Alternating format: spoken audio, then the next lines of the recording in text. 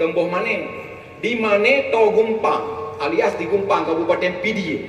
Geger pertama yaitu adalah Kabupaten Pidi. Kemudian merambas ke Indonesia. Uronyo kaitan tim dari dunia.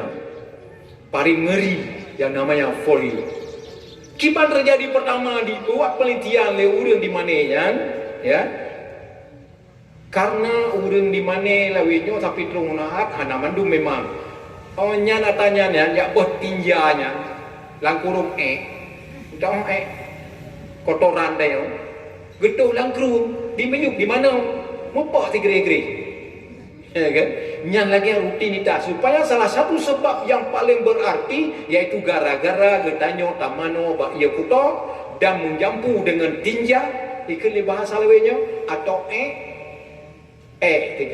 Ya, bahasa tengok di itu panggil ya benar. Ya, jadi berjampu menahan akhirnya rutinitas seperti itu sangat rentan kena bak anemit, akhirnya lumpuh layu.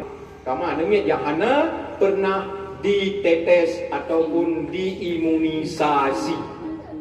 Maka imunisasi itu tengok jamu yang culak-culak itu kena yang tak nyawa nek dan dunia dua dia waktu belum dah termasuk umulung macam lagi nya nyo yang culak-culak itu nya kenalah imunisasi cacar tengok kenjamun ino kali cacar iaitu imunisasi polio.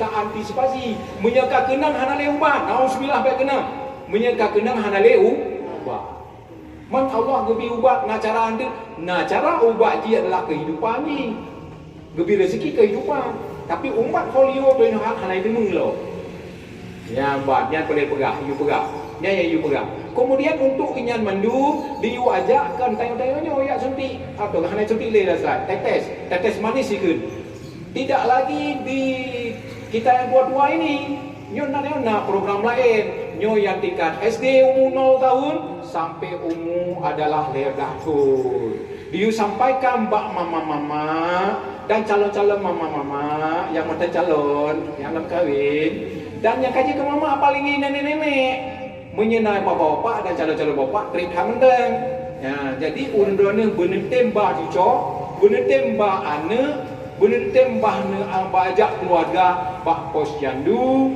atau bak puskesmas dan bener laki bahawa dan guna di tetes manis yang namanya folio. Yang penting kamu dalam yujak Pak Dayak Tanyo yang kena tablet.